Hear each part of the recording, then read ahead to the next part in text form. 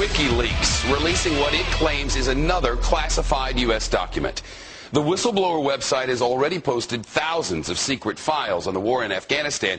This time, it's a CIA memo with a title, "What if foreigners see the United States as an exporter of terrorism?" In it, discuss the possible consequences of American terror suspects committing attacks overseas. And it speculates that in extreme cases, quote, U.S. refusal to cooperate with foreign government requests for extradition might lead some governments to consider secretly extracting U.S. citizens suspected of foreign terrorism from U.S. soil. So what's this all about? Mike Emanuel at the Pentagon, it's hard to process this. What is this?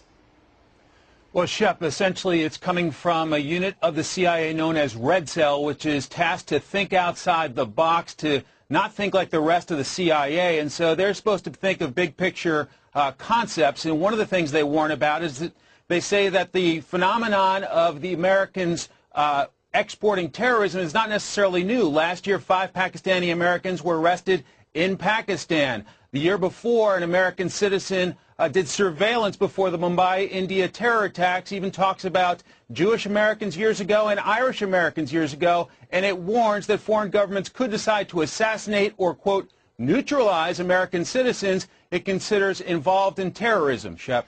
It's a think piece full of what ifs. I'm just not sure of the significance of it, but how is the United States government reacting? Well, they're saying, pre 9/11, they didn't think out of the box enough, and so this group is designed to send around think pieces of this nature. So far, U.S. officials are reacting with a bit of a sigh of relief and perhaps a yawn. CIA spokesman George Little telling me, quote, this sort of analytic products clearly identified as coming from the agency's Red Cell are designed simply to provoke thought and present different points of view. Another U.S. official saying, quote, this is not exactly a blockbuster paper, but there is concern about the possibility of the next leak because we know for a fact that WikiLeaks has tens of thousands of American secrets. U.S. Secretary of State Hillary Clinton today denounced the release as an attack on the international community, and the U.S. government will now review how it handles sensitive information. Our coverage begins with the BBC's diplomatic correspondent, Bridget Kendall. Among the latest WikiLeaks revelations tonight, a caustic American view of a British royal abroad. Prince Andrew on a trade mission 2 years ago. At a business lunch in Kyrgyzstan, he spoke cockily and, according to the local US ambassador, verged on the rude. Also newly released this evening, cables about North Korea's aggressive behavior, seen most recently last week. Senior Chinese officials apparently told the US North Korea was behaving like a spoilt child when launching attacks to get attention. A classified report from the US Embassy in Seoul also speculated what might happen if Kim Jong-il died and North Korea collapsed. According to one senior South Korean official, China had limited influence and could be persuaded to accept South Korea taking over. One of the more serious revelations that Arab leaders, including King Abdullah of Saudi Arabia, repeatedly urged President Obama to destroy Iran's nuclear facilities before it could acquire a bomb. In Iran today, President Ahmadinejad questioned the credibility of the leaks, dismissing them as American psychological warfare. Tonight, the US Secretary of State, herself at the heart of some of the leaks, warned of aggressive steps to punish those who, as she put it, stole the information. There is nothing laudable about endangering innocent people, and there is nothing brave about sabotaging the peaceful relations between nations on which our common security depends. Some colourful tidbits in these leaks, a little more than diplomatic gossip, but some could be quite damaging. After all, over 250,000 separate documents are being made public, an insight into the daily secret traffic from over 270 US embassies and consulates, dating from 1966 to February this year, and ranging from reported secret deals to unflattering pen portraits of other leaders. The Russian President Dmitry Medvedev, for instance, is described as playing Robin to Vladimir Putin's Batman. The French President Nicolas Sarkozy is thin-skinned and authoritarian. And Italy's Prime Minister, Silvio Berlusconi, is dismissed as feckless, vain and ineffective as a modern European leader. I can tell you that in my conversations, at least one of my counterparts said to me, well, don't worry about it, you should see what we say about you. So I think that this is well understood in the diplomatic community as part of the give and take. Obama's White House may have suffered a battering, but across the globe, as governments await the next tranche of leaks, they'll all be wondering if they're next in line to be humiliated. Bridget Kendall, BBC News. And as this diplomatic deluge continues, suspicion about who leaked the documents has fallen on one man, U.S. Army Private Bradley Manning. The former intelligence agent remains in military custody tonight after being arrested earlier this year. Our security correspondent Gordon Carrera has more on the man some call a traitor and others call a hero. This man, Bradley Manning, is the key suspect in the largest ever leak of classified material. A 23-year-old soldier, he's said to be in solitary confinement after being arrested earlier this year. He joined the US Army after spending some of his teenage years with family in Wales. He appears to have become disaffected and isolated while working as an intelligence analyst in Baghdad. So how did he do it? Pretending to listen to music on his computer, he apparently inserted blank CDs. In emails to a former hacker, he said, "No one suspected a thing. I listened and lip-synced to Lady Gaga's telephone while exfiltrating possibly the largest data spillage in American history." Manning is suspected to have downloaded documents on Iraq and Afghanistan, as well as the diplomatic messages. Hillary Clinton and several thousand diplomats are going to have a heart attack when they wake up one morning and find an entire repository of classified foreign policy is a... Today's astounding leak of secret diplomatic cables, supposedly private correspondence between American diplomats and Washington, overflowing with insider analysis, personal impressions of foreign leaders, and other sensitive material.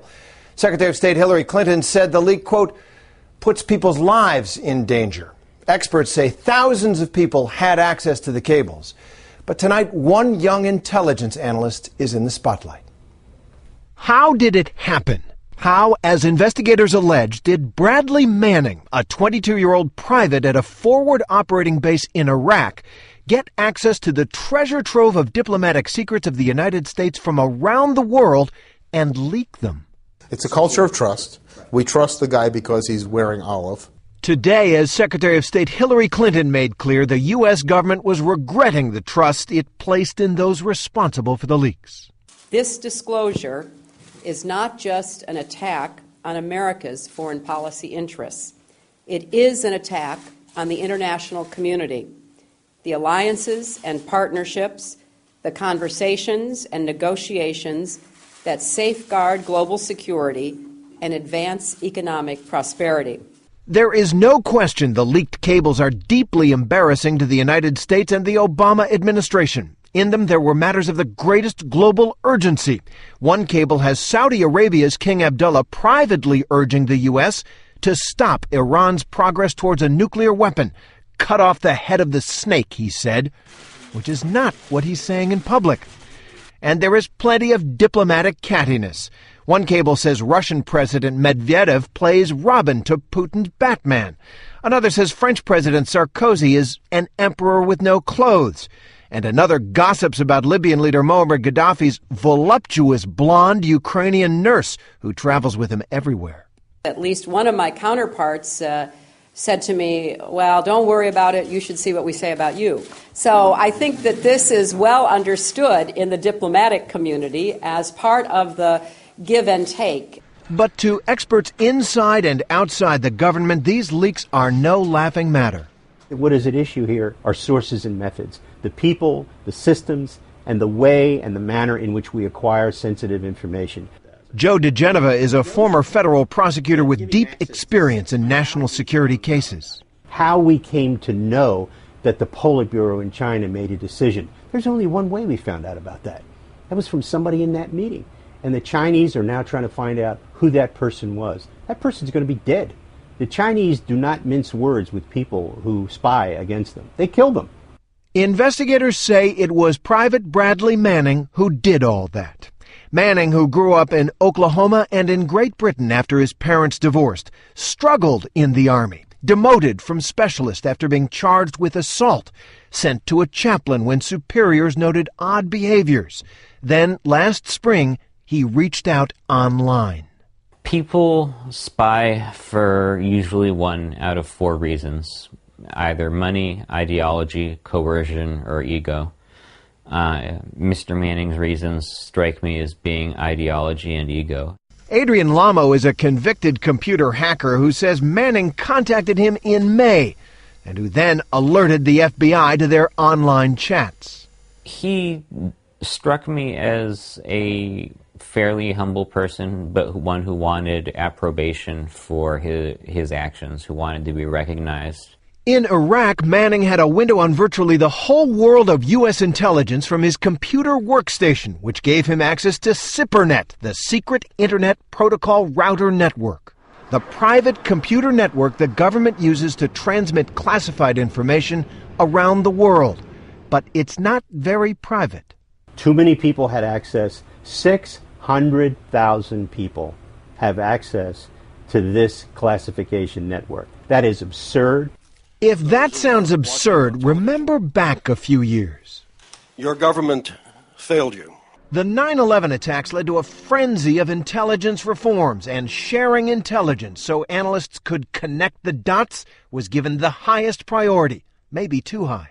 When a government gets as big as the United States government, it cannot be managed. And so when it sets up a system after 9/11 to allow people to share information so they can use their imaginations to decide where the threats come from, this is the price you pay. You pay the price of access so that people who need the information can analyze it. However, it is also true that people like Bradley Manning did not need access to this information. In an online chat that Adrian Lamo says he had with Manning last spring, Manning described an unsupervised workplace. Everyone just sat at their workstations, watching music videos, car chases, buildings exploding, and writing more stuff to CD, DVD. The culture fed opportunities. Former National Security Counterterrorism Advisor Richard Clark says the massive leak could have been prevented. Lots of private companies and government ministries and agencies have software that will alert when someone is downloading information in a very large volume. Or they have information that will trigger when somebody is looking at something that's out of their responsibility.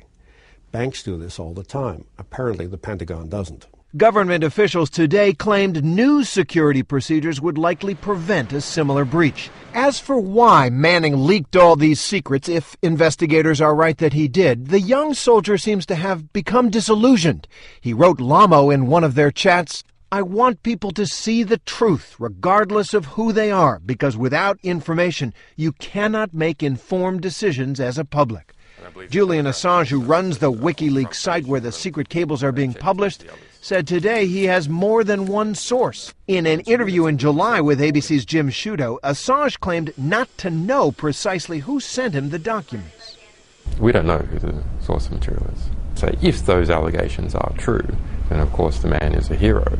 But that is not how prosecutors see Bradley Manning. He has already been charged with serious crimes for previous leaks. Now his life may be on the line. So I think it's, notwithstanding the joy with which he appears to have disclosed this information and the boyishness and the naivete, notwithstanding all of that, I mean, his crimes are just legion, and he'll be in jail for probably the rest of his life.